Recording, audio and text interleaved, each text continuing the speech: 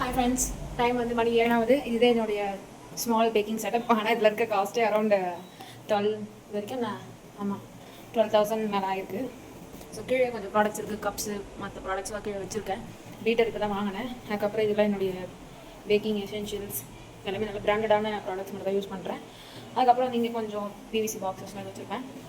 Next அப்படியே கிச்சனுக்குள்ளே வந்தோன்னா நம்மளுடைய டீன்ஸ் கலெக்ஷன்ஸ் இருக்கும். ரவுண்ட் டீன், அதுக்கப்புறம் ஸ்கொயர் டீன், அதுக்கப்புறம் அந்த பவுலு, அப்புறம் பீட்ரு, அப்புறம் ஒயிட் சாக்லேட், டார்க் சாக்லேட், க்ரீமோட பாக்ஸ் கட் பண்ணி சொல்ல சும்மா க்ரீம் ஃப்ரிட்ஜில் இருக்குது. அப்புறம் கோதுமை மாவு இதெல்லாம் இருக்கும்.